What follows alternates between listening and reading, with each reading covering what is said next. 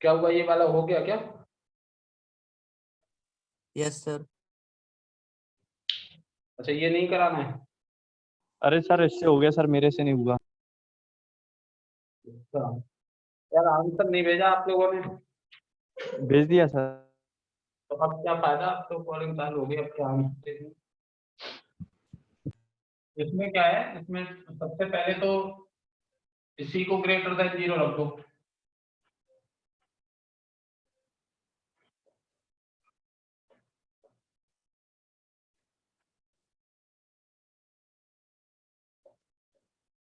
ठीक है ना, क्योंकि पॉजिटिव वैल्यू का ही लॉग निकलता है। माइनस का डिवाइड लगेगा, या इसको 2 पावर -1 लिख के माइनस आगे ले आओगे तो ये ऐसा हो जाएगा log 2।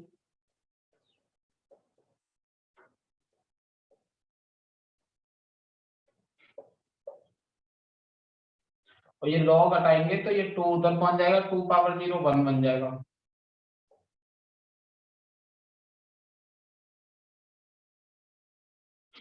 तो यहां से आ जाएगा sin x डिग्री अपॉन 100। तो कैसा होना चाहिए, पॉजिटिव होना चाहिए। यही आएगा ना, 1 upon sine X degree plus X degree upon 100 positive, तो साइन एक्स डिग्री अपॉन 100 भी पॉजिटिव। यहाँ तक समझ आया आपको? Yes sir. अब sine X degree upon 100 positive के लिए इसको क्या करेंगे, डिग्री को पहले रेडियन में कन्वर्ट कर लेंगे। तो डिग्री को रेडियन में कन्वर्ट करने के लिए क्या करना पड़ता है, हमें पाई बाई 180 का मल्टीप्लाई करना होता है।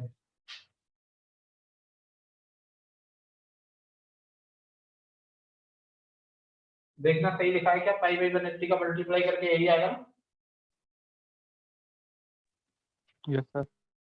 ये पॉजिटिव होना चाहिए, ये ध्यान रखेंगे हम। ये नोट कर लो यहाँ तक, फिर आगे चलते हैं।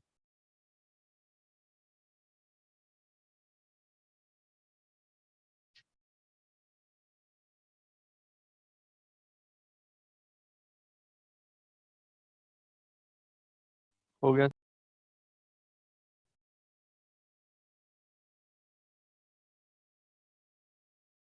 अभी इसको ऐसे ही लिखा रहने देते, बाद में लिखेंगे इसका फाइनल आंसर। इस सेकंड वाले का हिसाब किताब और लगा लेते हैं थोड़ा सा, है ना। तो सेकंड वाले के लिए log 10 x minus log 10 4 minus log 10 x minus log 10 3, ये पॉजिटिव होना चाहिए। इसको एक ही लॉग में लिखेंगे तो कैसे लिखा जाएगा, ये तो न्यूमरेटर में आएगा क्योंकि ये प्लस का है, तो ये दोनों माइनस के हैं तो ये अपॉन में आएंगे।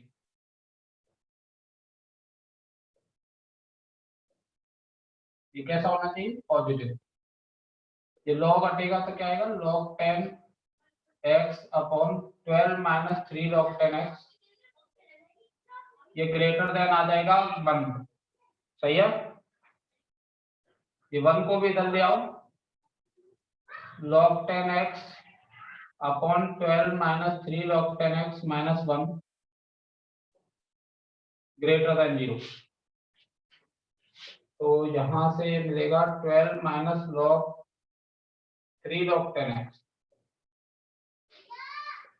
ये आ जाएगा log 10x minus 12 plus 3 log 10x। सही लिखा क्या? log 10x minus 12 plus 3 log 10x greater then 0। तो 4 log 10x माइनस 12, 4 कॉमन ले लेंगे इसमें से और डिनोमिनेटर में से माइनस 3 कॉमन ले लेंगे और 4 और माइनस 3 का राइट हैंड साइड में डिवाइड लगाएंगे, नेगेटिव -4/3 का डिवाइड लग रहा है, इसलिए इक्वलिटी चेंज हो जाएगी। ये समझ लो, कुछ गलती की हो तो बताओ, सही किया है तो नोट कर लो इतना।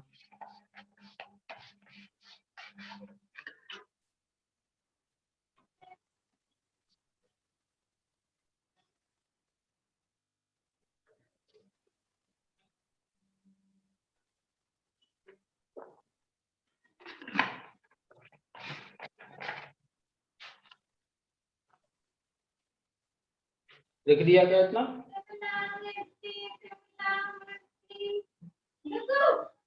ये कहाँ पर है?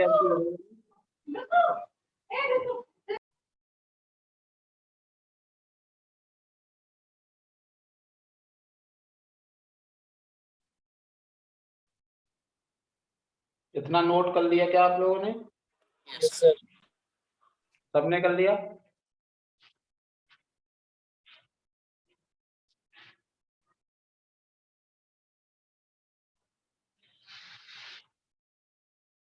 तो यहां से अगर नंबर लाइन बनाता हूं मैं तो log 10x की वैल्यू आ जाएगी 3 to 4 के बीच में। अच्छा, इसमें क्या था? इसमें ग्रेटर देन 0 नहीं, ग्रेटर देन इक्वल टू 0 रखना था ना। जितना भी हमने ग्रेटर देन 0 लिखा था सेकंड वाले में, उसको ग्रेटर देन इक्वल टू 0 कर लेना, इक्वल टू का साइन और लगा देना। तो यहां से आ जाएगा log 10x greater than equal to 3 and less than 4। तो x आ जाएगा 1000 से 10,000 के बीच में। ठीक, अब इसका हिसाब लगाओ। सेकंड वाले का फाइनल आंसर तो आ ही गया कि 1000 से 10,000 के बीच में होगा। इसका हिसाब किताब लगाओ। यहां से क्या आएगा? पाई एक्स अपॉन 18,000 की वैल्यू एक तो हो सकती है 0 से पाई के बीच में हो सकती है, फिर 2 पाई से 3 पाई के बीच में हो सकती है, इसी तरह से आएगा ना। तो पहले 0 से पाई में लेते हैं। 0 से पाई अगर आएगा तो x की वैल्यू हो जाएगी 0 से 18,000।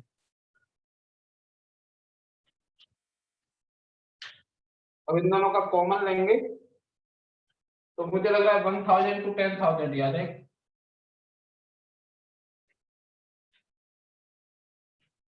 देखना कुछ गड़बड़ है या सही है? सही है सर। यही आंसर आ रहा है? Yes sir.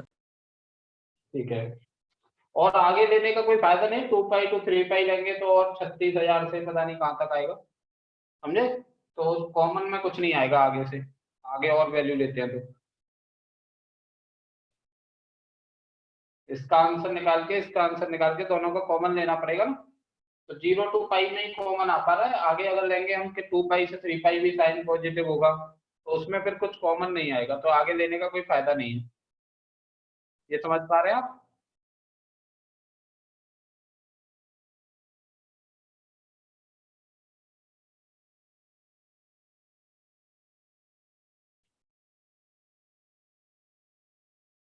अगले क्वेश्चन पे चलें।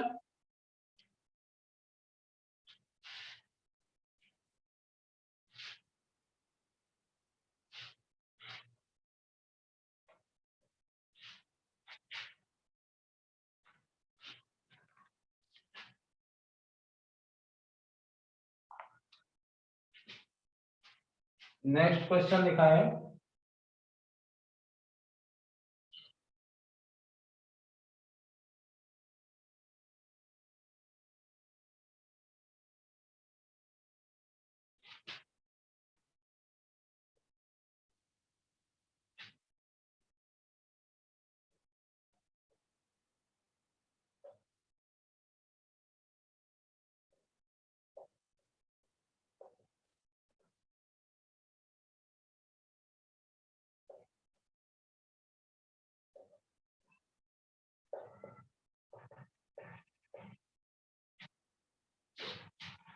ये क्वेश्चन बेटा मुझे ऐसा लग रहा है बंसल के सीट से लिए हैं आपने या कहाँ से लिए हैं?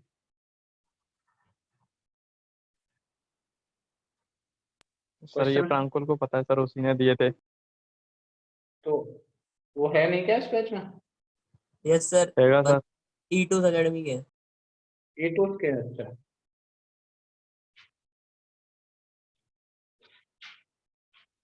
इसका डोमेन निकालने के लिए क्या करेंगे, अलग अलग डोमेन निकालते हैं एक एक पार्ट का ना।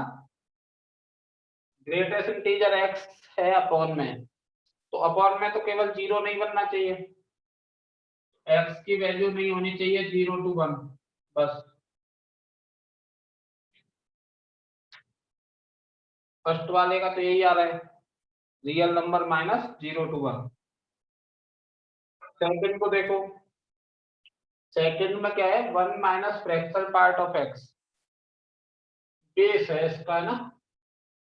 तो फ्रैक्शनल पार्ट ऑफ एक्स की वैल्यू होती है 0 से 1 के बीच में, तो 1 minus fractional part of x की वैल्यू भी 0 से 1 के बीच में रहेगी, तो यहाँ तो कोई दिक्कत है नहीं। अच्छा एक्स इंटीजर नहीं हो सकता, यहाँ से क्या पता चल रहा है, बेस से एक्स इंटीजर नहीं होगा। अगर एक्स इंटीजर हो जाएगा तो क्या होगा, फ्रैक्शनल पार्ट की वैल्यू 0 हो जाएगी और बेस 1 बन जाएगा, लॉग का बेस 1 नहीं होता है। ये समझ आई आपको बात? Yes sir. हम्म। और इसको देखें, x square minus 3x plus 10 को, तो ये ग्रेटर देन 0 होना चाहिए। तो यहाँ से फैक्टर हो रहे हैं, नहीं हो रहे, ये तो हमेशा ही ग्रेटर देन 0 होगा, यहाँ से तो रियल नंबर आ रहा है, ये तो हमेशा ही ग्रेटर देन 0 होगा। क्यों होगा ग्रेटर देन 0 हमेशा? क्योंकि ये ऐसा क्वाड्रेटिक है जिसका a ग्रेटर देन 0 है, b लेस देन 0 है। तो किसी क्वाड्रेटिक का अगर a ग्रेटर देन 0 होता है, d लेस देन 0 होता है, तो वो हमेशा ही पॉजिटिव होता है। अब आ गए हम यहाँ पर, 2 माइनस मॉड एक्स की वैल्यू ग्रेटर देन 0 होनी चाहिए। वैसे हम रूट की वाली वैल्यू को ग्रेटर देन इक्वल टू 0 रखते हैं, लेकिन ये अपॉन में इसलिए इक्वल टू 0 नहीं करेंगे इसको। तो मॉड एक्स लेस देन होना चाहिए 2 से, तो एक्स की वैल्यू होनी चाहिए -2 से 2, ये पता चला यहाँ से। और ये फोर्थ वाला जो है, साइन एक्स की वैल्यू होगी -1 से 1, और जो साइन एक्स की वैल्यू होगी वो इसके लिए एंगल का काम करेगी। तो इसका सेक का एंगल जो है -1 to 1 जा रहा है, -1 to 1 का मतलब हो गया -57 डिग्री से प्लस का 57 डिग्री, 1 मतलब 1 रेडियन।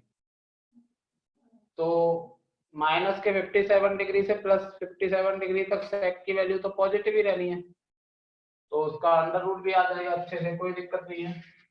तो यहाँ से क्या आएगा, इस वाले से x belongs to real number, तो यहाँ से आ रहा है रियल नंबर, इस वाले से आ रहा है -2 से 2 के बीच में, यहाँ से आ रहा है कोई भी रियल नंबर हो बस इंटीजर ना हो, यहाँ से आ रहा है कोई भी रियल नंबर हो बस 0 to 1 ना हो। सबका कॉमन देखेंगे तो कॉमन में -2 से 2 वाली वैल्यू ही आएंगी,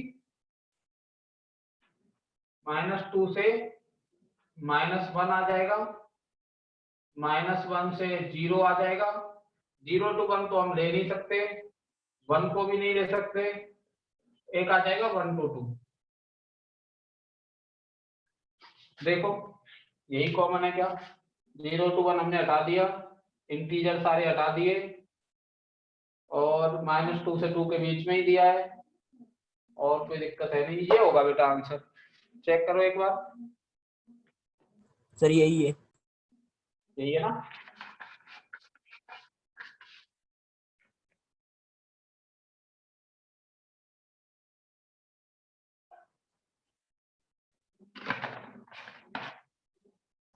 लिख लिया सर। धन्यवाद।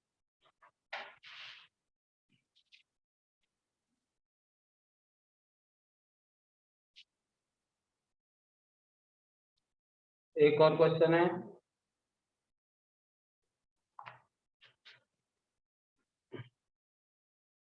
और ऐसे ही अच्छे अच्छे क्वेश्चन ढूंढ ढूंढ के करना है ना डोमेन के।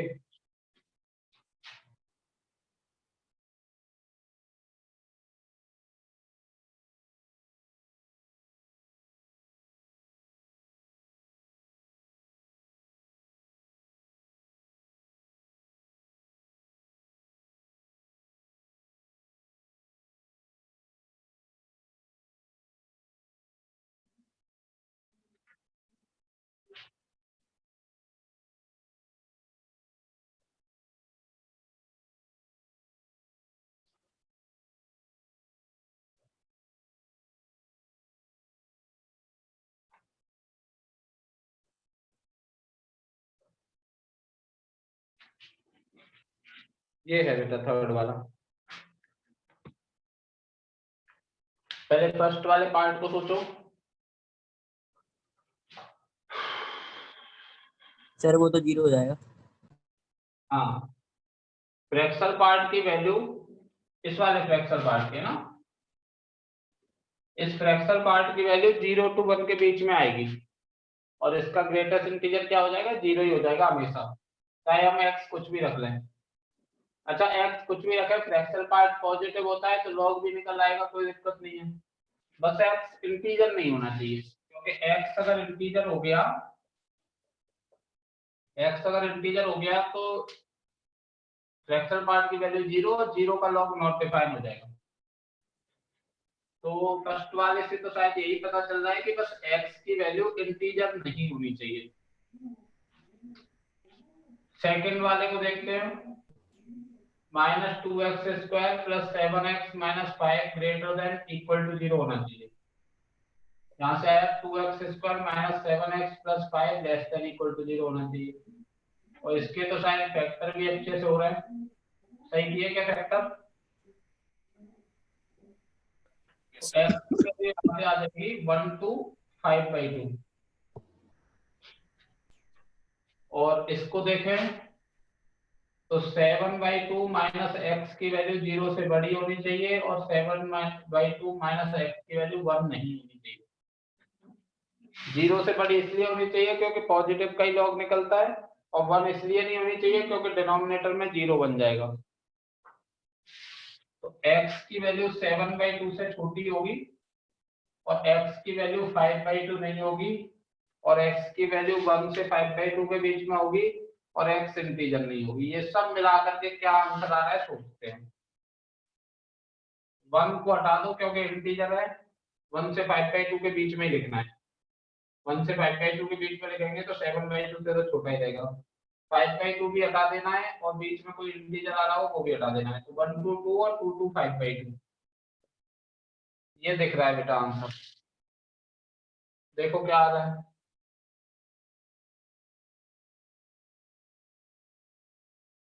सही है सर। और कोई डाउट है आपका नहीं डोमेन सर। का? बस यही थे।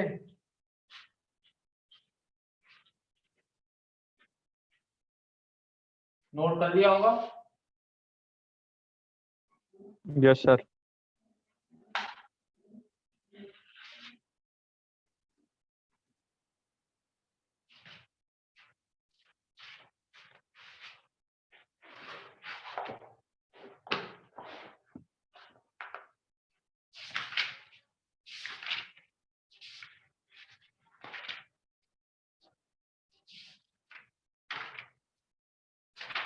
वो लास्ट में मैंने 2-3 क्वेश्चन दिए थे वो कर लिए थे क्या आपने?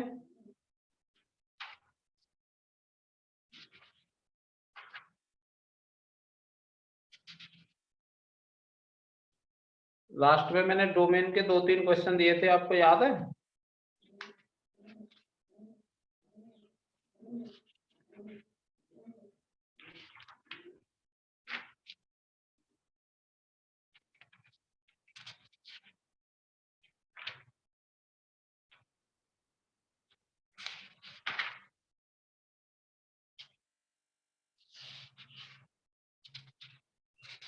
कैसे आवाज नहीं आ रही बेटा?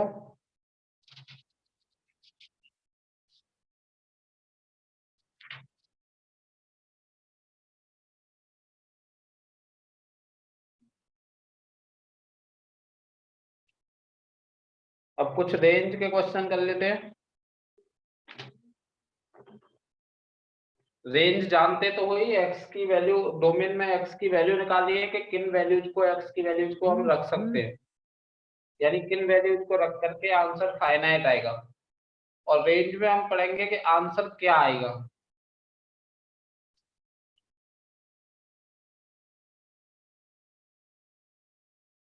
रेंज क्या होती है?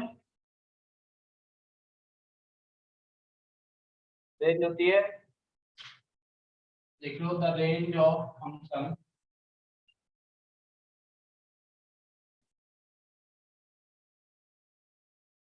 Is the set of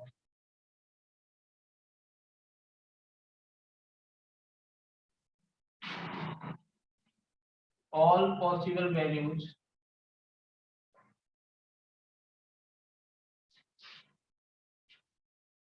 that can be produced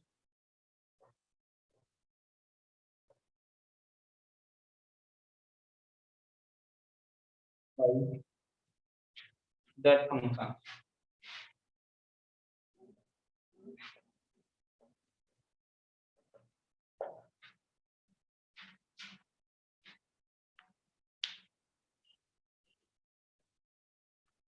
range निकालने का बेटा कोई ऐसा प्रॉपर तरीका नहीं है कि ये तरीका फॉलो करोगे तो रेंज आ जाएगी। ये हमें बस आइडिया लगाना होता है, अलग अलग टाइप के क्वेश्चन करने से आपको रेंज निकालना आ जाएगा फंक्शन की, ठीक है। और मैक्सिमा मिनिमा नाम का चैप्टर हम पढ़ ही रहे शायद, तो उससे भी फंक्शन की रेंज के बारे में आइडिया लगता है। तो अभी जिनमें मैक्सिमा मिनिमा नहीं लगेगा उन फंक्शंस की रेंज का हमें कैसे आइडिया लगाना है और किस तरह से अलग अलग टाइप के क्वेश्चन हमारे सामने आ सकते हैं, वो क्वेश्चन देख लेते हैं। जैसे एक फंक्शन है x minus greatest integer x upon 1 minus greatest integer x plus x। अब वो बोल रहा है कि इसकी रेंज निकालो। तो बहुत सारे तरीकों में से एक तरीका ये है कि इक्वल टू y ले लो। अच्छा, x minus greatest integer x क्या हो जाएगा? Fractional part of x। ये इस टाइप का बन गया क्वेश्चन। यहाँ तक बात आपको समझ में आई? Yes sir. अच्छा, एक और चीज बताओ कि ये greatest integer, fractional part, modulus, log, ये सब जानते तो हो या बताने की जरूरत है मुझे? जानते हैं सर। जानते हैं ना सब? ठीक है। फिर क्या करते हैं? फिर ऐसे मल्टीप्लाई करके x को y के टर्म में लिखते हैं। तो यहाँ पे x को तो नहीं लिख पाएंगे, फ्रैक्शनल पार्ट ऑफ x को लिख लेंगे। तो y plus fractional part of x into y equal to fractional part of x। तो फ्रैक्शनल पार्ट ऑफ x की वैल्यू आ जाएगी y अपॉन 1 माइनस y। ये समझ आया? अब फ्रैक्शनल पार्ट की वैल्यू के बारे में हमें आइडिया है कि इसकी वैल्यू 0 to 1 के बीच में लाई करती है। तो y अपॉन 1 माइनस y भी जो है 0 to 1 के बीच में लाई करना चाहिए, है ना। तो पहले इस इनइक्वालिटी को सॉल्व करेंगे। y upon 1 minus y greater than equal to 0। तो y upon y minus 1 less than equal to 0। Number line बनाएंगे 0 to 1 प्लस माइनस प्लस, और लेस देन 0 कह रहा है इसलिए नेगेटिव वाला आंसर होगा। तो यहाँ से y क्या आ जाएगा? 0 to 1। 0 to 1, 0 पे क्लोज होगा, 1 पे ओपन। अब ऐसे ही दूसरी इनइक्वालिटी को सॉल्व करते हैं। y upon 1 minus y is less than 1, y upon 1 minus y minus 1 less than 0। 1 minus y LCM आ गया, y minus 1 plus y less than 0। Sir एक बार बताना। बता रहे बेटा, पहले पहली बार तो समझ लो। माइनस कॉमन ले लेंगे, y माइनस 1 हो जाएगा, और माइनस का डिवाइड मल्टीप्लाई करेंगे तो ये ग्रेटर देन 0 हो जाएगा। 1/2 to 1 plus minus plus, greater than 0 कह रहा है तो यहाँ से क्या आ जाएगा? 0 माइनस इनफाइनाइट टू 1/2 और 1 to इनफाइनाइट। अब इस आंसर का और इस आंसर का कॉमन देखेंगे तो क्या कॉमन आ जाएगा? फाइनल आंसर हमारा आ जाएगा कॉमन में 0 to 1/2। तो y की जो वैल्यू होगी, यानी इस फंक्शन की जो वैल्यू होगी 0 to 1/2 के बीच में आएगी। पहले ये नोट करो।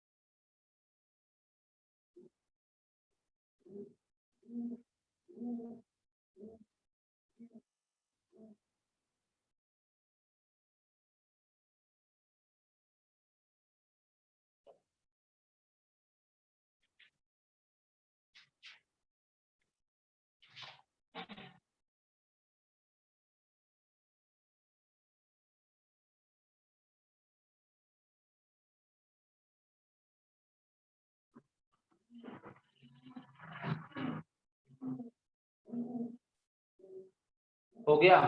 अब पूछो क्या डाउट।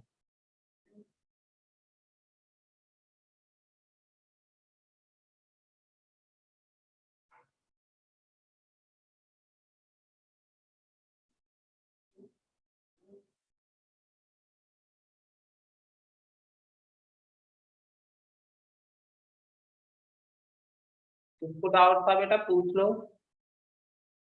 सर मुझे दिक्कत होती है मतलब कि फ्रैक्शन लेने में और ग्रेटर देन इक्वल टू। ये ग्रेटर देन इक्वल टू लेने में, यस सर। मतलब इनइक्वलिटी में आप वीक हैं। यस सर वही। तो इनइक्वलिटी की क्लास लगवा लो यार, समझे। Yes sir. हाँ, अभी यहाँ पे कहाँ कहाँ समस्या आई मुझे बताओ, इस क्वेश्चन को मैं समझा देता हूँ। एक और बता।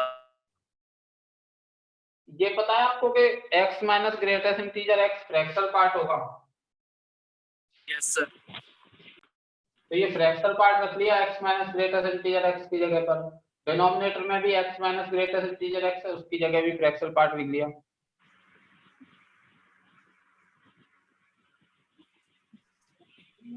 यूट्यूब पर जेके सर की वीडियो पड़ी होंगी शायद इनइक्वालिटी की, ठीक है। Yes sir. एक बार देखना उनको। ये यहाँ तक समझ में आ गया होगा, फिर हमने मल्टीप्लाई कर दिया, तो मल्टीप्लाई में तो कोई दिक्कत होगी नहीं शायद आपको। फ्रैक्शनल पार्ट वाले मैंने एक साथ किए और फ्रैक्शनल पार्ट ऑफ x की वैल्यू निकाली, तो y अपॉन 1 माइनस y आ गई। ये बात समझ में आई आपको, ये कहाँ से आया। सर आ गई।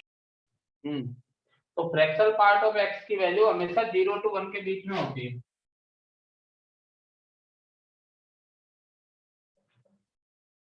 और फ्रैक्शन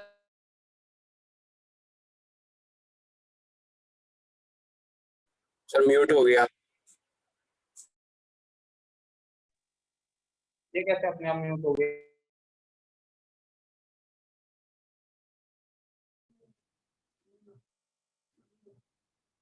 ये तो मालिक ने ही कर दिया मुझे लग रहा है। पार्ट ऑफ x की value y upon 1 minus y आ गई, यहाँ तक तो क्लियर है ना। Fractional part of x, fractional part of x होता है 0 to 1 के बीच में। ये तो फ्रैक्शनल पार्ट ऑफ x की वैल्यू ये आ रही है, तो ये 0 to 1 के बीच में होगी। इसके बाद में मैंने आधी इनइक्वालिटी पहले सॉल्व करी, y upon 1 minus y greater then 0 लेकर के, और आधी इनइक्वालिटी बाद में सॉल्व करी। Yes sir. इनइक्वालिटी कैसे सॉल्व करते हैं ये आप वीडियो देख लेना, जेके सर की यूट्यूब पे पड़ी है, एक बच्चा बता रहा है, ठीक। Yes sir. और कोई डाउट है किसी को इसमें।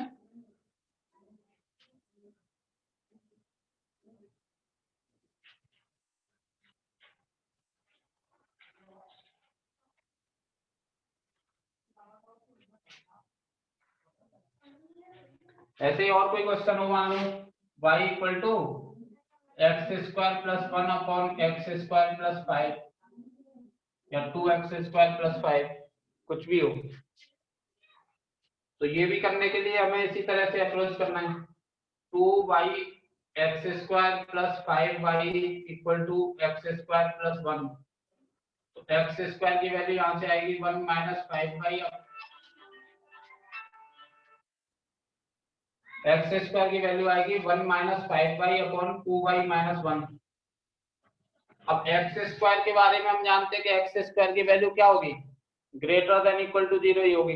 एक्स स्क्वायर की वैल्यू कभी नेगेटिव तो हो नहीं सकती, तो इसको हम ग्रेटर देन इक्वल टू 0 रख देंगे। अच्छा, न्यूमरेटर में से माइनस कॉमन लेंगे और डिवाइड लगा देंगे, तो 5y minus 1 upon 2y minus 1। ये लेस देन इक्वल टू 0 आ जाएगा। जब भी नेगेटिव नंबर का डिवाइड लगाते हैं इक्वलिटी बदल जाती है, ग्रेटर देन लेस देन बन जाता है, लेस देन ग्रेटर देन बन जाता है। तो फिर नंबर लाइन पे 1/2 और 1/5 लिखेंगे, 1/5 छोटा होगा, 1/2 बड़ा होगा, प्लस माइनस प्लस। अब लेस देन 0 कह रहा है तो नेगेटिव वाला आंसर हो जाएगा।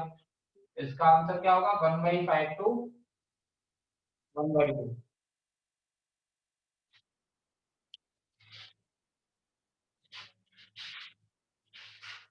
ये समझ आया आपको? Yes sir.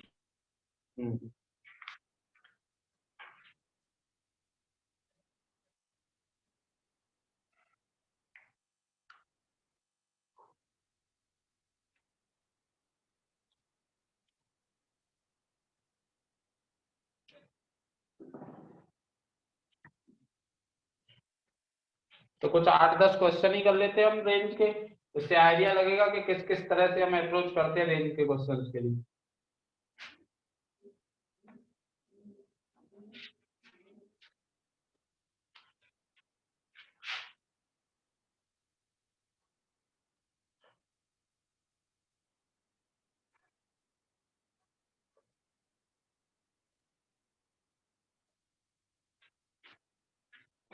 इसकी रेंज बताओ क्या होगी?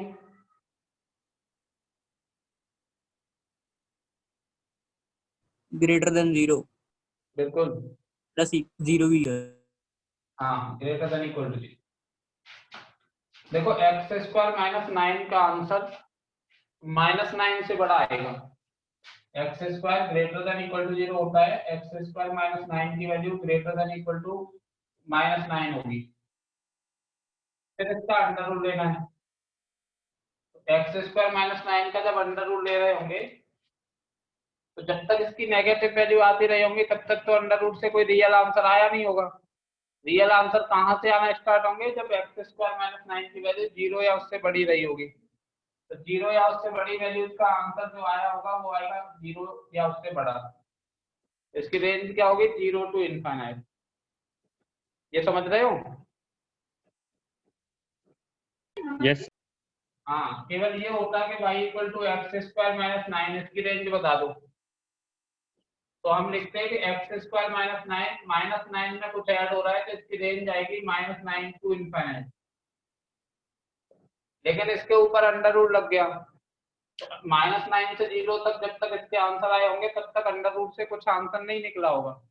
इसके आंसर कब से निकलना स्टार्ट होंगे, जब इसकी वैल्यू x² माइनस 9 की 0 से बढ़ेगी। तो 0 या उससे बड़ी वैल्यू इसका अंडर रूट निकला होगा तो आंसर भी 0 या उससे बड़ा ही आया होगा। ये समझ गए आप? अच्छा चलो इसको बताओ।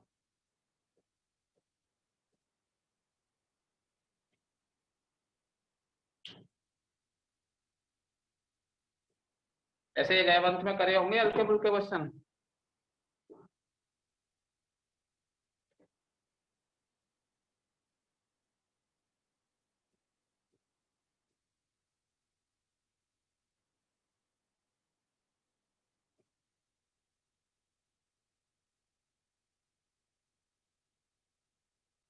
इसकी रेंज बता पा रहे हो? -4 से 4, -4 से 4। से 4। मेरी बात सुनो ध्यान से। सर 0 से 4। जैसे 16 माइनस x² लिखा है ना, x² क्या होगा, x² 0 से बड़ा होता है, माइनस x² 0 से छोटा होगा। 16 ऐड कर दो तो 16 माइनस x² की वैल्यू 16 से कम आएगी। रूट में 16 माइनस x² की वैल्यू 4 से कम आएगी। ठीक है? और रूट का आंसर कभी भी नेगेटिव नहीं आता है, तो रूट 16 माइनस x² की वैल्यू 0 से बड़ी आएगी। y की जो रेंज होगी वो क्या होगी, 0 टू 4। समझ लो, और कोई दिक्कत है तो मुझे बता दो।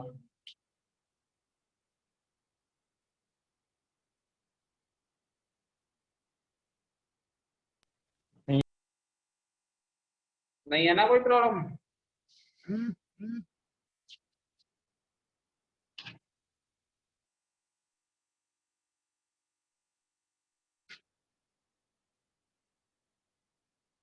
अब थोड़ा अलग टाइप का एक और क्वेश्चन लेते हैं।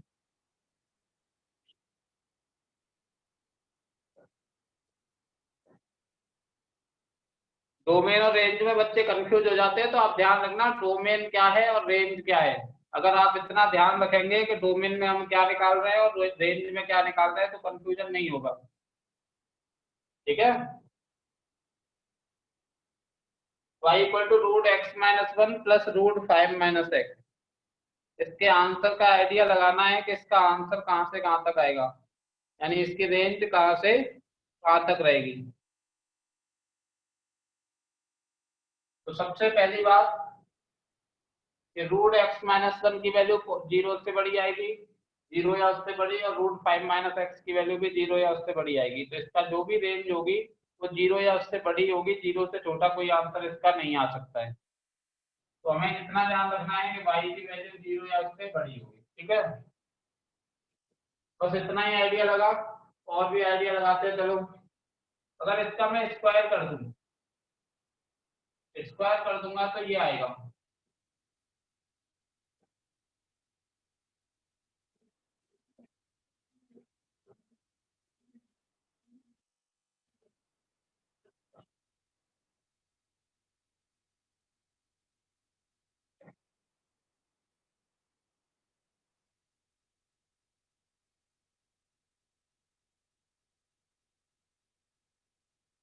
यहाँ तक आया समझ में?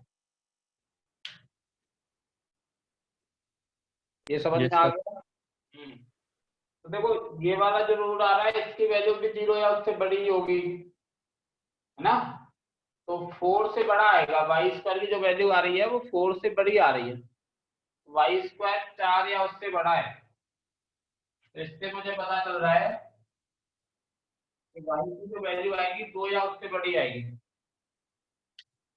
ये बात क्लियर है? क्वेश्चन को देख करके आइडिया लगाता है कि वाई की वैल्यू पॉजिटिव होगी, नेगेटिव नहीं हो सकती। वाई फिर उसका स्क्वायर किया तो वाई स्क्वायर को देख करके हमें पता चल रहा है कि वाई स्क्वायर की जो वैल्यू है 4 या उससे बड़ी होगी। तो इससे आइडिया लग गया कि वाई फिर पक्का 2 या उससे बड़ा ही होगा। ठीक।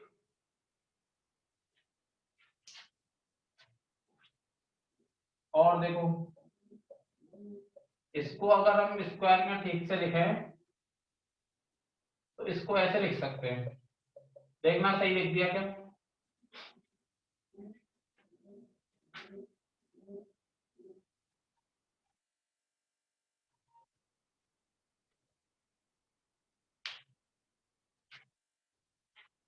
तो x माइनस थ्री का स्क्वायर 0 या सही उससे है. बड़ा होगा, तो माइनस एक्स माइनस थ्री का स्क्वायर 0 या उससे छोटा होगा। 4 ऐड कर दो, 4 माइनस एक्स माइनस थ्री का स्क्वायर 4 से छोटा होगा। तो under root 4 minus x minus three का स्क्वायर की वैल्यू 2 या उससे छोटी होगी। तो 2 under root 4 minus x minus three के स्क्वायर की वैल्यू 4 से छोटी होगी। तो 4 plus 2 under root 4 minus x minus three का स्क्वायर की वैल्यू 8 से छोटी होगी, यानी वाई स्क्वायर की वैल्यू 8 से छोटी होगी, तो वाई की वैल्यू 2 रूट 2 से छोटी होगी। ये आइडिया लगा कि वाई की वैल्यू 2 रूट 2 से छोटी होगी। क्या ये सर समझ में इसमें आया? सर सीधे मैक्सिमम निकाल देते। हाँ, मैक्सिमम मिनिमा तो कर ही सकते हैं, मैक्सिमम मिनिमा वाला चैप्टर पढ़ रहे हैं हम। मैं भी बता रहा हूँ कि बिना मैक्सिमम मिनिमा के जिन क्वेश्चंस का हिसाब लगा सकते हैं उनका हिसाब लगा रहे हैं।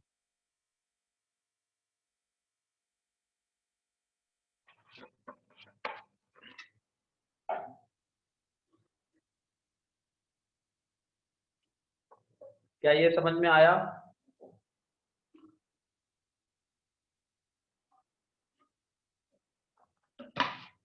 Yes sir.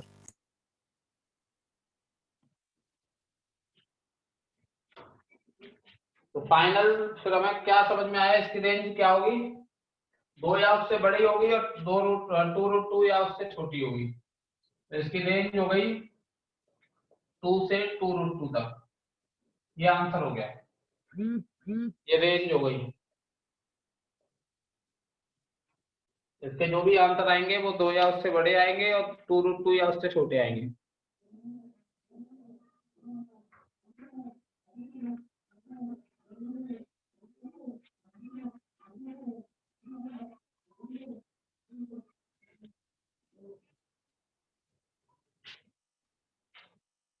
नोट कर लो तभी बता देना।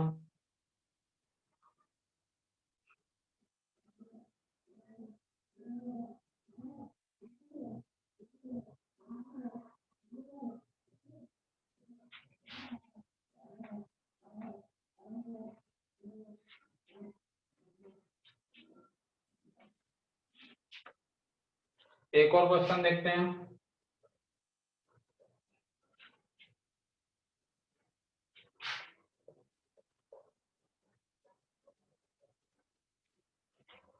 y equal to ln 3x square minus 4x plus 5।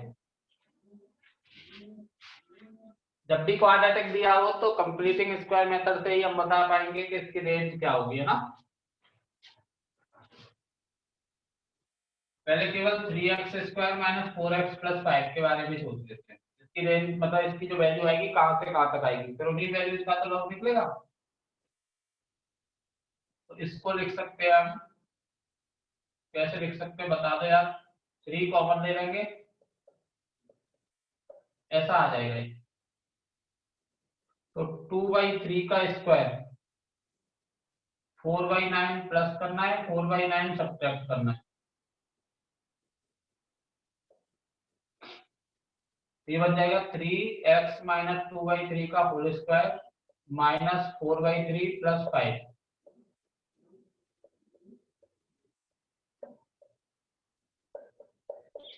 ये आ रहा है, ये समझ आया आपको। Yes. तो इसकी जो वैल्यू है वो ग्रेटर देन इक्वल टू 11/3 होगी, ये भी समझ में आ रहा होगा। इसकी वैल्यू 0 या उससे बड़ी और उसमें 11/3 ऐड हो जाएगा तो 11/3 या उससे बड़ी आएगी। ये वाली लाइन समझ में आई, लास्ट वाली। Yes sir. अब इन्हीं वैल्यूज का लॉग निकलना है।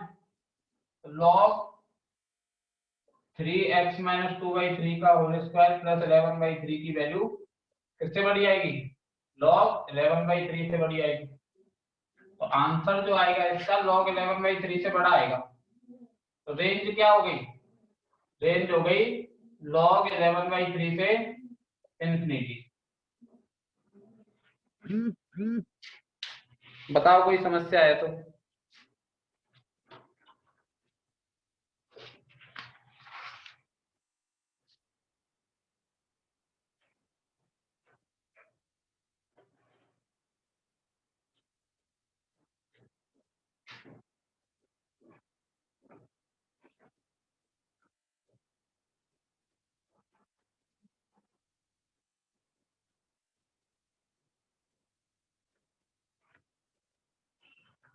नहीं है ना।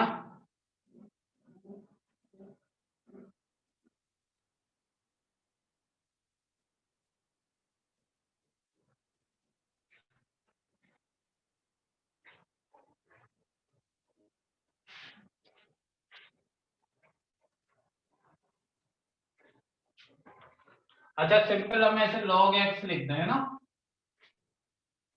और x की वैल्यू हमें पता हो कि -9 से e तक जा रही है, तो इसकी रेंज बता पाओगे आप।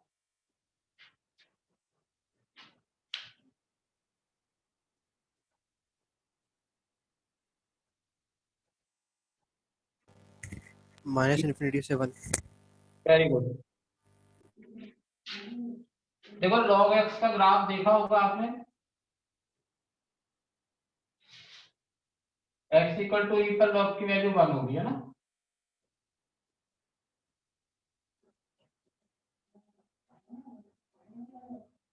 तो यहाँ पे जो वैल्यू रखी जा रही है वो -9 टू e रखी जा रही है। तो -9 टू 0 तक जब तक हम वैल्यू रखते रहे होंगे तब तक तो कोई आंसर आएगा ही नहीं। आंसर नहीं आएगा तो हम रेंज में लिखेंगे भी नहीं उसको। जब आया ही नहीं आंसर तो लिखेंगे क्या। आंसर कब से स्टार्ट होंगे, जब हम 0 प्लस वैल्यू रखेंगे। तो 0 प्लस से e तक जो वैल्यू रखी होंगी उनका आंसर आया होगा। तो 0 प्लस का क्या आंसर आ रहा होगा, -∞। और फिर e तक ऐसे बढ़ते चले जाएंगे, x की वैल्यू बढ़ाते जाएंगे तो आंसर भी बढ़ता चला जाएगा और मैक्सिमम आंसर क्या आएगा, 1। तो इसकी जो रेंज होगी क्या होगी, -∞ टू 1। ये आया आपको समझ में?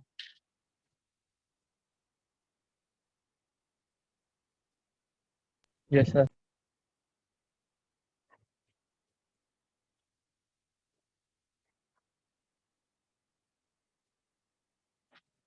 चलो एक और क्वेश्चन करो। log 3 log 1/2 x square plus 4x plus 4। अच्छा, बेस x से छोटा होता है तो log का ग्राफ कैसा होता है पता है? इस तरह का।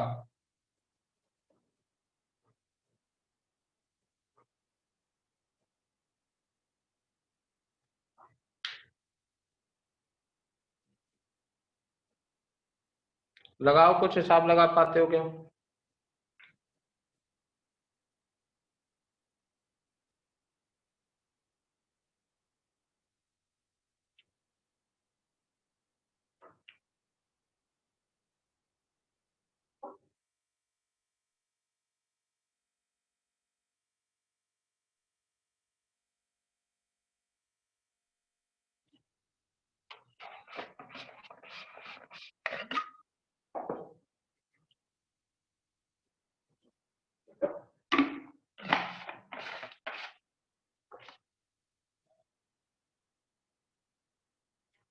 देखो कैसे करेंगे इसको। Sir, all real numbers. और रियल नंबर देखते हैं। देखो ये क्या लिखा है, log 3 log 1/2, ये लिखा है x प्लस 2 का होल स्क्वायर। अब x प्लस 2 के होल स्क्वायर की वैल्यू 0 या उससे बड़ी होगी, है ना? 0 से इनफाइनाइट के बीच में होगी। फिर इन वैल्यूज का log 1/2 निकलेगा, फिर यहाँ से जो आंसर आएगा उसका log 3 निकलेगा, तब फाइनल आंसर आएगा। तो 0 से इनफाइनाइट तक की वैल्यूज का बेस एक से छोटा वाला log है। तो ये ग्राफ भी हमने उसी log का बनाया है जिसका बेस एक से छोटा होता है। तो 0 से इनफाइनाइट तक की वैल्यूज का जब log निकालेंगे तो वो प्लस इनफाइनाइट से माइनस इनफाइनाइट तक सारी वैल्यू आएंगी। तो इसका जो आंसर आएगा माइनस इनफाइनाइट से प्लस इनफाइनाइट तक सब कुछ आएगा। अब ऐसे log का ग्राफ बनाओ जिसका बेस एक से बड़ा होता है, अभी बनाया था इस तरह का। तो जब तक वैल्यू माइनस इनफाइनाइट से 0 तक रखी गई होंगी तब तक तो कोई आंसर आएगा नहीं log का। जब 0 से इनफाइनाइट रखेंगे तब आंसर आएगा। तो 0 से और इनफाइनाइट तक रखेंगे तो आंसर क्या आएंगे, माइनस इनफाइनाइट से प्लस इनफाइनाइट। समझ लो, कोई प्रॉब्लम है तो बता दो।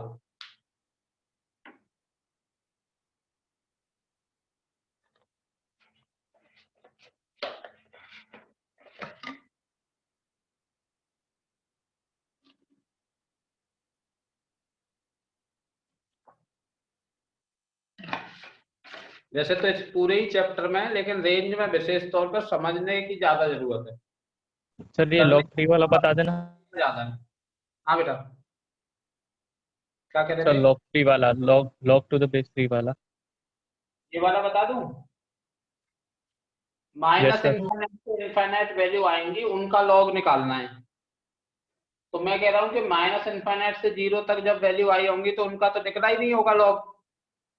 लॉग केवल उन वैल्यूज का निकला होगा जो 0 से बड़ी आई होंगी यहाँ पे। तो जब 0 से बड़ी वैल्यू आई होंगी तो उनका लॉग निकल के क्या आया आंसर, क्या आंसर आया होगा, माइनस इनफाइनाइट से प्लस इनफाइनाइट।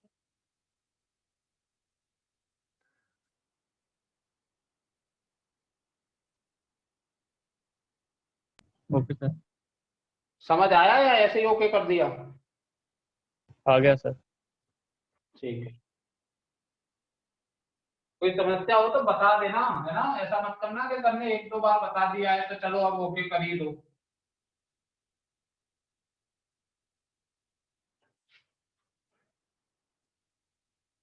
अच्छा चलो एक आसान सा क्वेश्चन देता हूँ।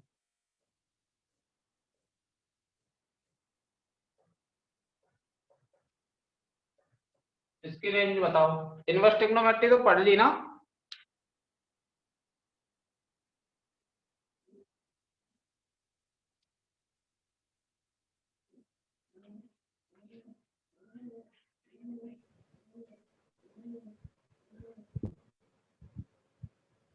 -5 से 2 पाई। सर 3 पाई बाय 4 से सॉरी पाई बाय 4 से 3 पाई बाय 4।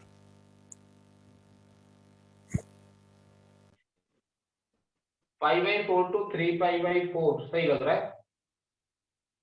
देखो ज्यादातर बच्चे कैसे करते हैं इस सवाल को कि तो sin inverse x plus cos inverse x तो हो गया π/2, तो ये क्वेश्चन बन गया π/2 प्लस tan इनवर्स x। अब tan इनवर्स x की सर हम मिनिमम वैल्यू जानते हैं -π/2 होती है और मैक्सिमम वैल्यू +π/2 होती है। तो जब मिनिमम वैल्यू इसकी आ रही होगी -π/2 तो उसमें π/2 ऐड होके मिनिमम आंसर आ रहा होगा 0, और जब इसकी मैक्सिमम वैल्यू आ रही होगी π/2 तो उसमें π/2 ऐड होके मैक्सिमम आंसर आ रहा होगा पाई। ऐसे करते हैं बच्चे, लेकिन ये क्या है गलत हो जाता है। थोड़ा गलत क्यों हो जाता है? डोमेन की वजह से, क्योंकि हम जानते हैं ना sin इनवर्स x का डोमेन क्या होता है -1 to 1, cos इनवर्स x का भी -1 to 1 और tan इनवर्स x का ऑल रियल नंबर। तो इसका कंबाइंड फंक्शन का डोमेन देखेंगे तो -1 to 1 यानी x की वैल्यू हम -1 to 1 के बीच में ही रख सकते हैं। तो ये π/2 हो गया, ये सही है, इतना बचा। लेकिन x की वैल्यू यहाँ पे -1 to 1 रख सकते हैं, इसलिए tan इनवर्स x का आंसर -π/2 to π/2 ना करके -π/4 to π/4 आएगा, क्योंकि x की वैल्यू -1 to +1 रखी जा रही है। तो -π/4 to π/4 आएगा, तो मिनिमम आंसर इसका -π/4 प्लस π/2 यानी कि π/4 आएगा, और मैक्सिमम आंसर π/4 प्लस π/2 3π/4 आएगा। ये समझ आया क्या? Yes sir. ठीक है सर हाँ बेटा। सर tan इनवर्स x की रेंज क्या ली है सर, फिर से बताना। आवाज कम आ रही है आपकी बेटा। सर tan इनवर्स x की आपने -π/4 से π/4 लिया ना। सर ये तो π/2 से -π/2 से π/2 थी ना। बेटा मैंने रीजन बताया ना, इसी चीज का तो रीजन बताया मैंने कि tan इनवर्स x की रेंज -π/2 से π/2 होती है, लेकिन -π/4 से π/4 क्यों लिया? tan इनवर्स x की रेंज -π/2 से π/2 तब आती है जब x की वैल्यू भी हम -∞ से +∞ तक सब रख सकते हैं, लेकिन यहाँ पर x की वैल्यू हम केवल -1 to 1 रख सकते हैं, क्योंकि इसके डोमेन में -1 to 1 ही आ रहा है, और x की वैल्यू -1 to 1 रखेंगे तो tan इनवर्स x का आंसर -π/4 to π/4 ही आएगा।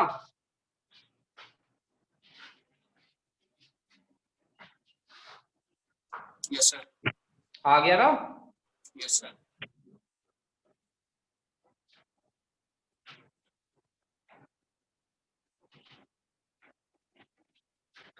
चलो एक अच्छा क्वेश्चन देता हूँ। अच्छा क्वेश्चन करोगे कि आसान सा करोगे पहले? सर अच्छा अच्छा अच्छा क्वेश्चन करोगे, चलो। sin इनवर्स x² प्लस 1/2 का greatest integer plus cos inverse x² minus 1/2 का ग्रेटेस्ट।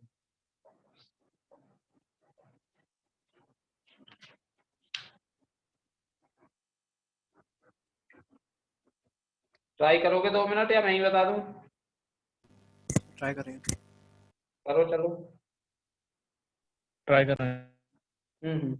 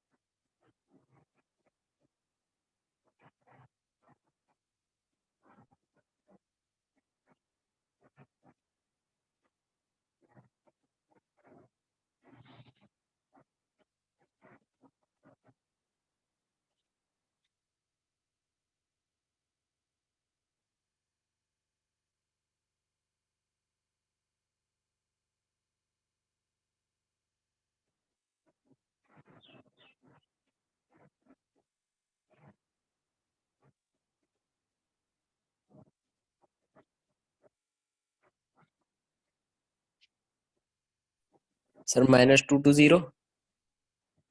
गलत बेटा।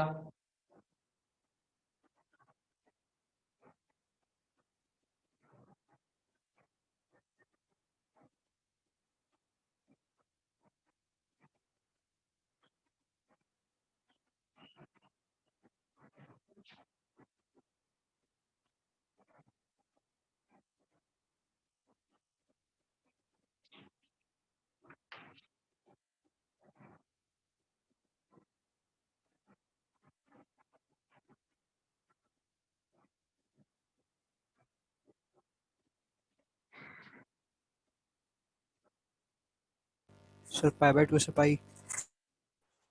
नहीं, मैं बता देता हूँ, बता दूं ना? सर 7 5 और 6 लास्ट है। नहीं सर -π/4 से π/3। बेटा, आवाज कम आ रही है आपकी। सर -π/4 से π/3। नहीं,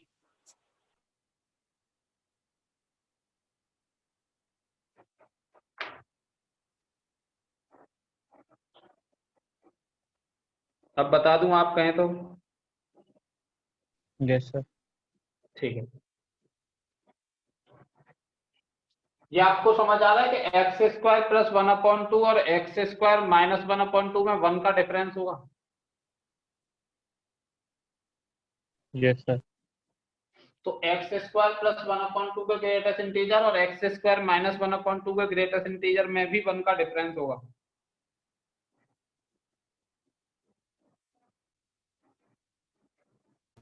यस सर। आराम से सोच लो, कोई जल्दी नहीं। दो नंबर जिनमें 1 का डिफरेंस है उनके ग्रेटेस्ट इंटीजर में भी 1 का डिफरेंस होगा। Yes sir. ठीक है, ये भी पता होगा कि साइन इनवर्स कभी भी 1 या उससे 1 से बड़ी वैल्यूज का नहीं निकल सकता। साइन इनवर्स कभी भी 1 से बड़ी वैल्यूज का नहीं निकलेगा।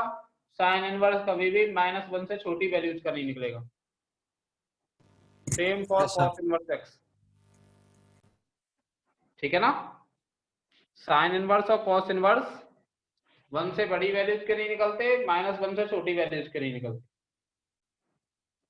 ये समझ में आ गया? ट्रिग्नोमेट्री नहीं पढ़ी। क्या बेटा, इनवर्स ट्रिग्नोमेट्री नहीं पढ़ी आपने? No sir. पढ़िए सर। सर ने पढ़ाई तो है यार, सीट डिस्कशन चल रहा है।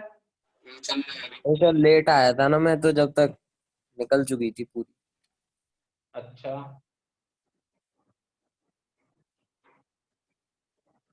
तो फिर यार ये तो नहीं आएगा समझ में। तुम बस ये याद रख लो, साइन इनवर्स एक्स और कॉस इनवर्स एक्स का डोमेन -1 to 1 होता है। यानी केवल -1 to 1 के बीच वाली वैल्यूज का ही साइन इनवर्स और कॉस इनवर्स निकलता है। याद रख पाओगे ये? Yes sir. सर ये रेडियन में है। क्या बेटा? ये 1 -1 to 1। हाँ, ओके सर। मतलब इनवर्स ट्रिग्नोमेट्री जो है वो ट्रिग्नोमेट्री का ही तो इनवर्स है। साइन थीटा कॉस थीटा की वैल्यू 1 से -1 के बीच में आती है, तो साइन इनवर्स और कॉस इनवर्स भी -1 से 1 के बीच वाली वैल्यूज का ही निकलता है। Okay sir. जैसे साइन π/6 = 1/2 होता था ना, तो इसी को तो इनवर्स ट्रिग्नोमेट्री में ऐसे पढ़ते हैं हम। Yes sir. तो जब साइन का आंसर -1 से 1 के बीच में आएगा तो -1 से 1 के बीच वाली वैल्यूज का ही तो साइन इनवर्स निकलेगा यस सर आ गया। ना। साइन थीटा का आंसर कभी 2 आना है, जैसे साइन थीटा नो का सर। आंसर 2 नहीं आ सकता, तो 2 का भी साइन इनवर्स नहीं निकल सकता। ठीक। यस सर आ गया।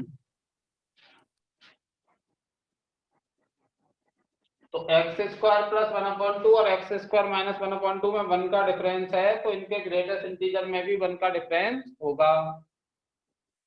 ये भी पता चल गया कि साइन इनवर्स और कॉस इनवर्स कभी भी 1 से बड़ी वैल्यूज का नहीं निकलेगा, -1 से छोटी वैल्यूज का नहीं निकलेगा। और ये भी ध्यान रखना है कि ये ग्रेटेस्ट इंटीजर है, इसलिए इनका आंसर तो इंटीजर ही होगा, ग्रेटेस्ट इंटीजर का। तो देखो पॉसिबिलिटी क्या क्या हो सकती है, ये 1 हो, मतलब साइन इनवर्स 1 बने, ये कॉस इनवर्स 0 बन जाए, या ये साइन इनवर्स 0 बने, ये कॉस इनवर्स -1 बन जाए। इन दो पॉसिबिलिटी के अलावा और कोई पॉसिबिलिटी बनती हुई दिख रही है आपको? अगर दिख रही है तो बताओ जल्दी से मुझे।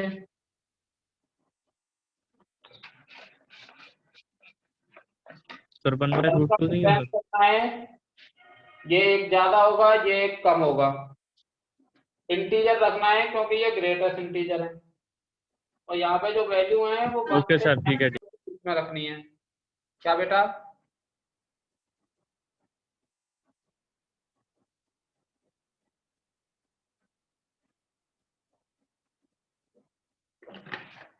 बता दो। यस सर, आ गया। कुछ नहीं सर, सर आ गया। इनके अलावा और कोई पॉसिबिलिटी नहीं बनेगी ना? No sir. तो जब ये पॉसिबिलिटी बन रही होगी तो साइन इनवर्स 1 π/2, साइन 90 की वैल्यू तो 1 होती है, और कॉस इनवर्स 0 भी π/2, क्योंकि कॉस 90 की वैल्यू 0 होती है, तो आंसर क्या आएगा? पाई। और जब ये वाली पॉसिबिलिटी बन रही होगी तो साइन इनवर्स 0 0 और कॉस इनवर्स -1 की वैल्यू पाई, कॉस 180 की वैल्यू होती है -1, तो भी आंसर पाई। तो इसका आंसर हमेशा पाई ही आएगा, पाई के अलावा कोई आंसर इसका नहीं आ सकता है। समझ लो, कोई समस्या है तो बता दो, ज्यादा कठिन तो नहीं हो गया सवाल?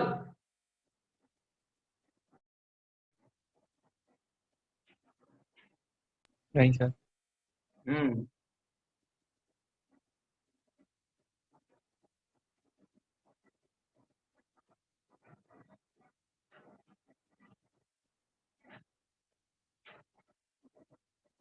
अब आगे चले, ये आगे आओ समझ में तो।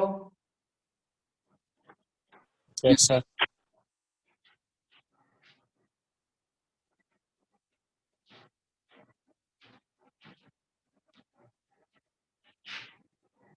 अच्छा चलो ये बताओ,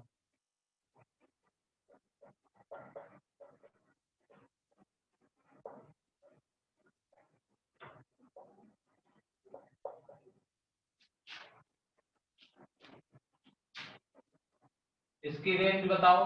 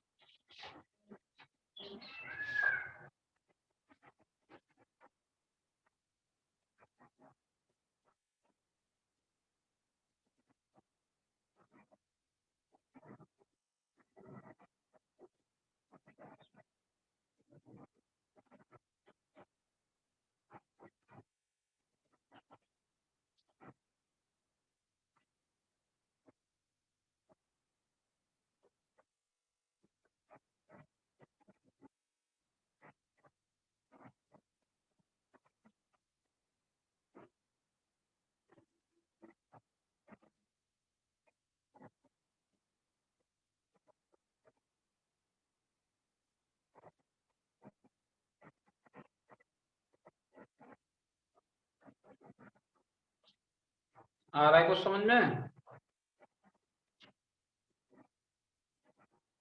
यस सर, बस एक सेकंड।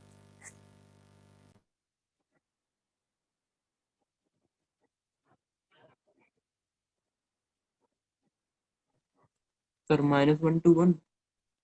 Very good.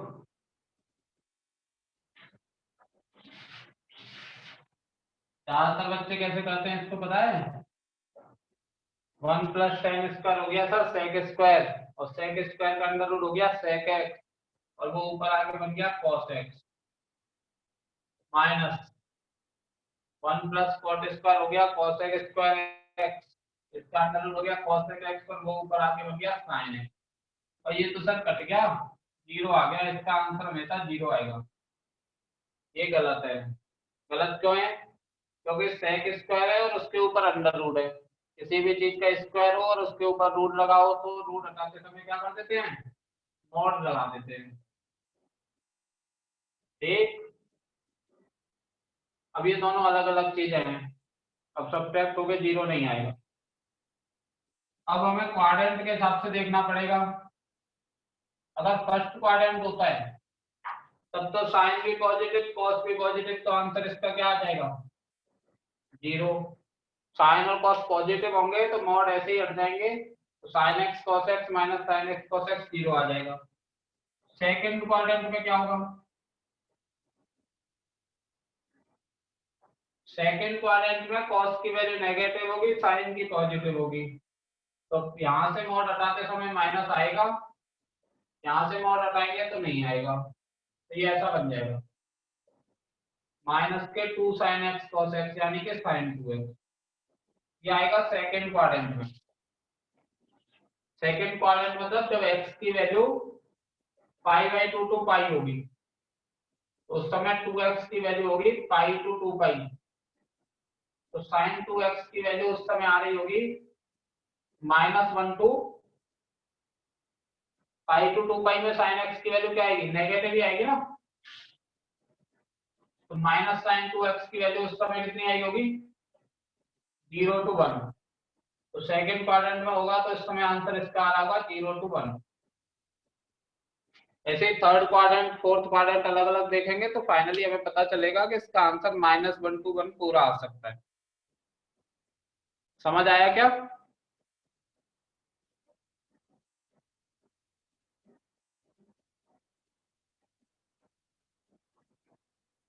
सर इसका डिफरेंशिएशन करके आ जाएगा? डिफरेंशिएशन कैसे करोगे बिना मॉड हटाए?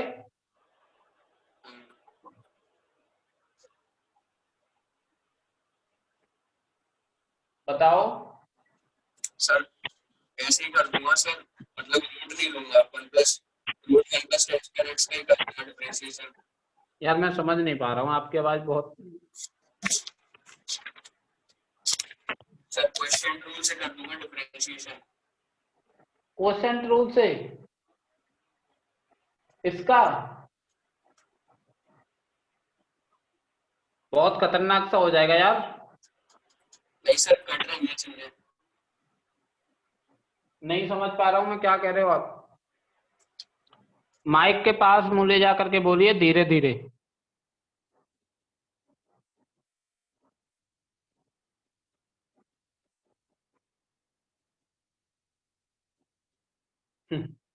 हार मान गए? सर कौन समझाए? हाँ बेटा। सर ये यहाँ से बता दीजिए साइन 2x से। बेटा सेकंड क्वाड्रेंट में साइन 2x आ गया है ना, माइनस साइन 2x। तो इसकी रेंज पता करनी थी मुझको, तो मैंने क्या किया, मुझे पता था सेकंड क्वाड्रेंट में x जो होगा 90 से 180 के बीच में होगा, तो 2x होगा 180 to 360 के बीच में। तो 180 to 360 होता है थर्ड और फोर्थ क्वाड्रेंट। थर्ड और फोर्थ क्वाड्रेंट में साइन की वैल्यू आएगी -1 से 0 तक, नेगेटिव आएगी ना। माइनस साइन 2x हो गया 0 to 1। तो इसकी वैल्यू मुझे पता चल गई 0 to 1 के बीच में आएगी। बताइए क्या समस्या है?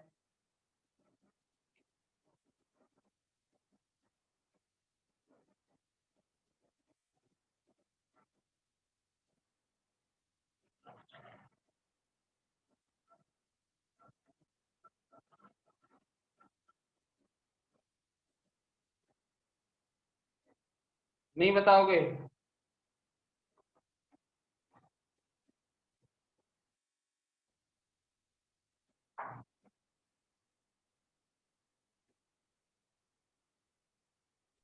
हो गया सर, हो गया। अच्छा ये थर्ड और फोर्थ क्वाड्रेंट में आप देख पाओगे ना खुद ही? Yes sir. हम्म।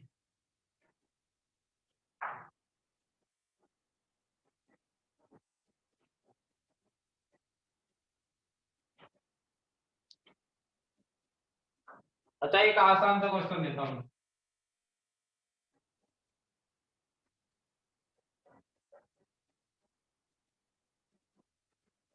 बता दो जल्दी से। Greatest integer of mod sine x plus mod cos x.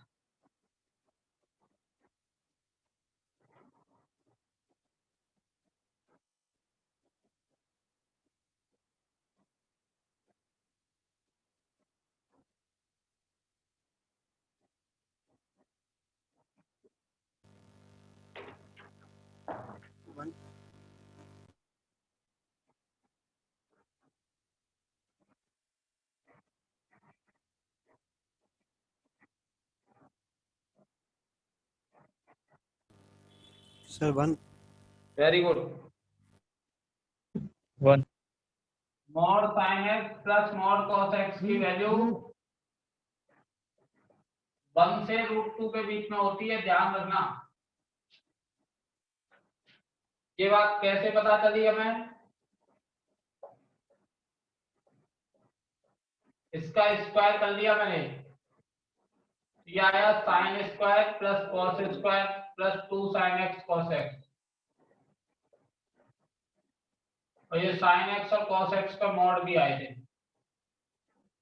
तो ये आ गया 1 प्लस मॉड के अंदर साइन 2x।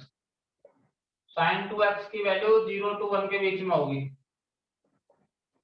साइन 2x के मॉड की। तो इसका फाइनल आंसर 1 to 2 के बीच में आएगा।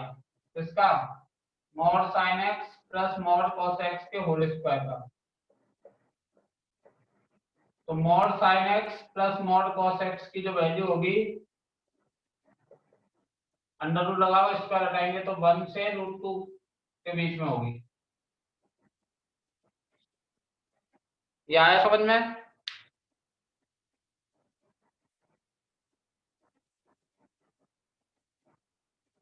Yes sir. तो फिर इसका ग्रेटेस्ट इंटीजर निकालना है।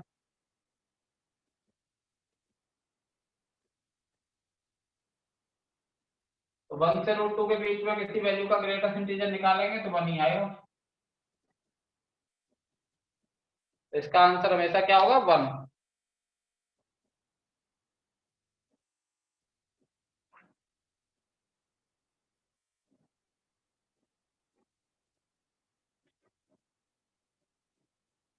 नोट कर लिया होगा।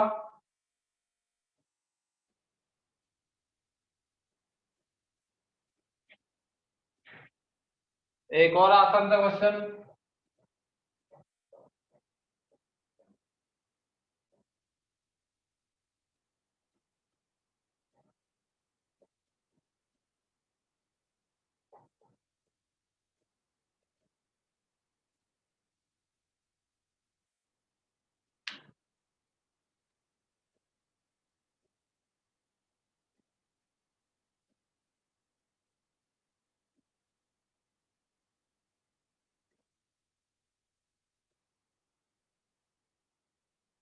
Ten pi greatest integer of x square minus x upon 1 plus sine cos x.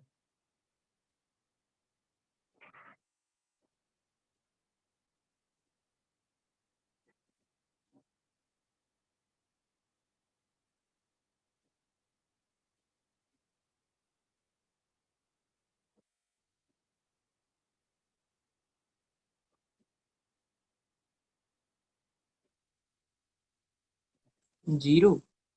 हाँ सही है एकदम। कैसे जीरो बता दो। Sir integer greatest integer into पाई है, एन पाई 10 का एन पाई 0 होता है। तो ये क्या नाम है आपका? रामकुल यादव। रामकुल यादव। ये ग्रेटेस्ट इंटीजर है ना, तो होगा तो इंटीजर ही। तो इंटीजर पाई पे 10 का आंसर क्या आएगा? 0 आएगा हमेशा। एन पाई पर 10 की वैल्यू 0 होती है। एक्स कुछ भी रख लो, ये इंटीजर आएगा, इंटीजर पाई पर 10 की वैल्यू 0 आएगी, तो इसका आंसर हमेशा 0 आएगा। एक और आसान सा सवाल।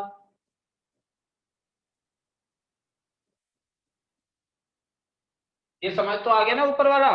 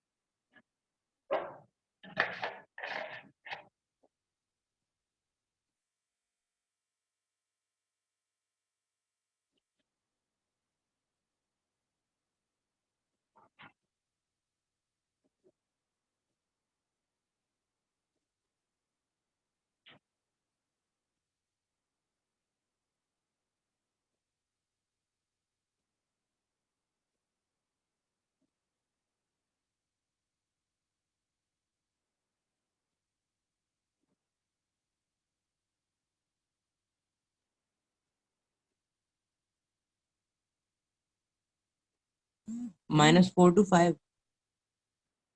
-4 to 5. -5 to 4। -5 to 4, ये सही है। अरे हाँ सर वही लोग। ऐसे क्वेश्चन क्वाड्रेटिक चैप्टर में करे होंगे 11th में। Yes. Yes sir. मैं याद दिला देता हूँ।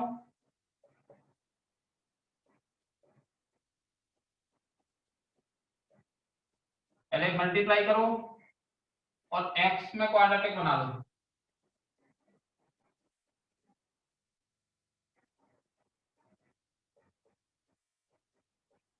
और सर 1 एक्सक्लूड भी होगा। 1 एक्सक्लूड होगा। Yes sir. 1 एक्सक्लूड होगा कि नहीं होगा, देखते हैं। y अगर 1 रख दें, 1 एक्सक्लूड क्यों कर रहे हो बेटा तुम? y अगर 1 रख दें, क्योंकि x सर ये क्वाड्रेटिक नहीं बचेगी फिर। अब बचने दो।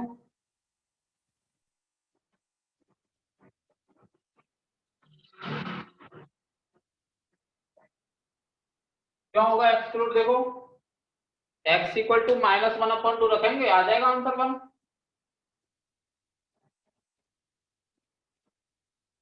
रख के देखो तुम, तब तक मैं और बच्चों को ये समझा देता हूँ, ये याद दिला देता हूँ, पता तो होगा ही उन्हें पहले से। Quadratic upon quadratic, quadratic upon linear, linear upon quadratic, कैसा भी हो आप ऐसे कर सकते हैं। इक्वल टू y मानो, क्रॉस मल्टीप्लाई कर दो, x में क्वाड्रेटिक बन जाएगा, d ग्रेटर देन 0 लगा दो, ग्रेटर देन इक्वल टू 0। तो ये आएगा 4y - 7 का whole square minus 4y - 1 3y - 9। 4 का डिवाइड लग गया, y square minus 14y plus 49। यहाँ से आएगा 3y स्क्वायर माइनस 3y और minus 9y, -12y plus 12y और -9। तो ये क्वाड्रेटिक आ जाएगा यहाँ से -2y स्क्वायर -2y प्लस 40, -2 का डिवाइड लगा दो, y square plus y - 20, y plus 5 y - 4 इसके फैक्टर हो गए। नंबर लाइन बनाओ, -5 4 plus minus plus less than 0 कह रहा है, नेगेटिव वाला आंसर होगा, -5 to 4 आंसर आ जाएगा।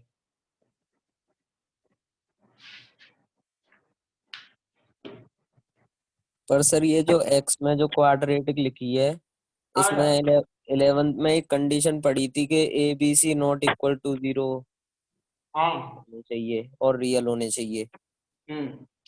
अभी मैं तुम्हें बस इतना बता सकता हूँ कि अगर आपको कोई कंफ्यूजन हो ना, ये वैल्यू आएगी या नहीं आएगी आंसर में, तो आप बस ऐसे रख के देख लो। जैसे आपको y इक्वल टू 1 पे कंफ्यूजन था कि y इक्वल टू 1 आएगा या नहीं आएगा, y इक्वल टू 1 आपने रख दिया यहाँ पे, तो x की वैल्यू निकाली। अगर x की कोई रियल वैल्यू आ रही है तो समझ लो ये आंसर आ सकता है, नहीं आ रही रियल वैल्यू नहीं आ सकता। Okay sir. ठीक है,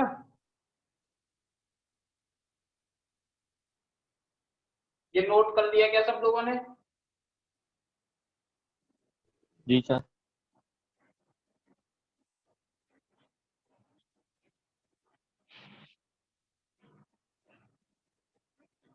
ऐसा ही एक आसान सा लो, चलो।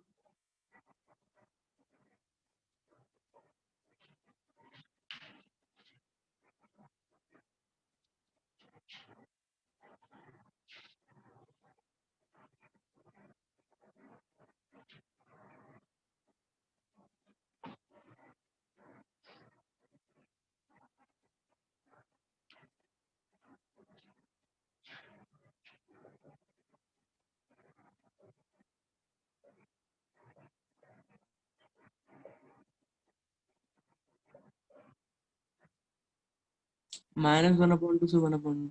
बिल्कुल सही।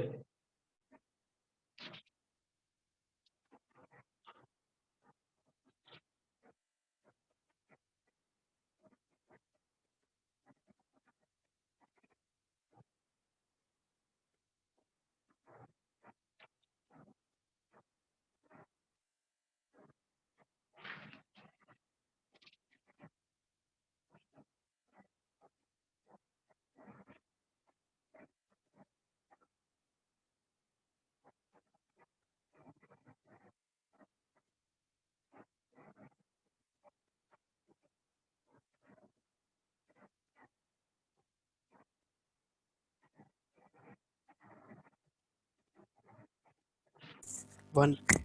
सर 0 और 1। Very good. इसका आंसर आएगा -1/2 to 1/2। इसका आएगा 0 और 1।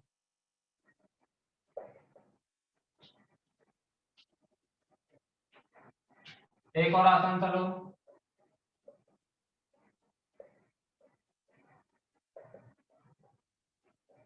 चलो एक मैं ही बना देता हूँ।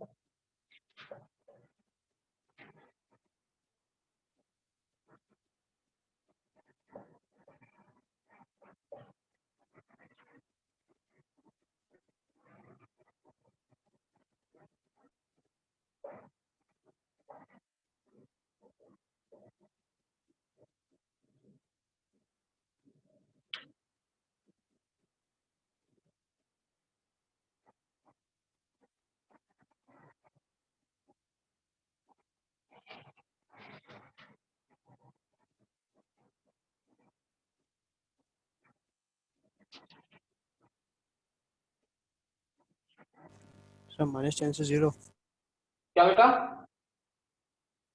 -10 से 0। इसका यस सर। -10 से 0 सही है।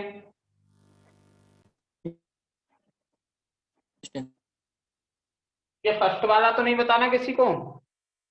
किसी को फर्स्ट वाला पूछना है तो बोलो जल्दी Right. से। जल्दी मैसेज में लिखो यस अगर पूछना है तो।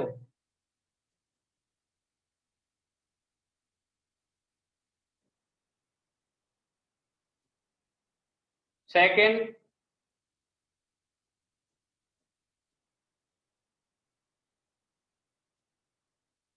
सेकंड पूछना हो लिखो जल्दी से।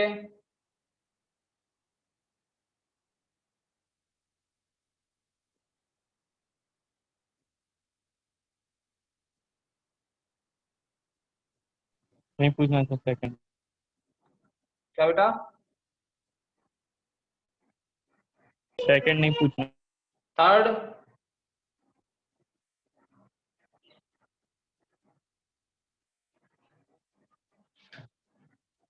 थर्ड वाला।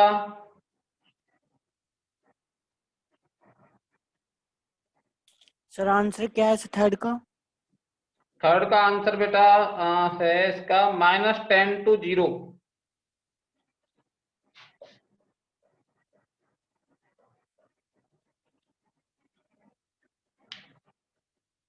सर बता दीजिए सर ये वाला। थर्ड वाला। Yes sir. Fourth question note कर लिया आपने? Yes sir. इसको परफेक्ट स्क्वायर बना लो। Perfect square completing square method से। sin x -5/2 का स्क्वायर।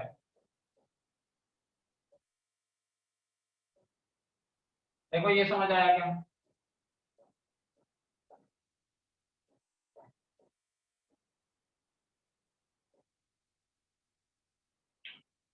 ये आया यहाँ तक? Yes sir. Yes sir. sin x की वैल्यू होती है -1 to 1। sin x -5/2 की वैल्यू -5/2 कर दो -7/2 हो जाएगा। ये -3/2 हो जाएगा। अब इसका स्क्वायर -3/2 का 9/4 और -7/2 का 49/4। और इसमें से माइनस कर दो 49/4। तो यहाँ से 49/4 माइनस करेंगे तो -10 हो जाएगा, और यहाँ से 49/4 माइनस करेंगे तो 0 हो जाएगा। तो -10 to 0 आएगा इसका आंसर।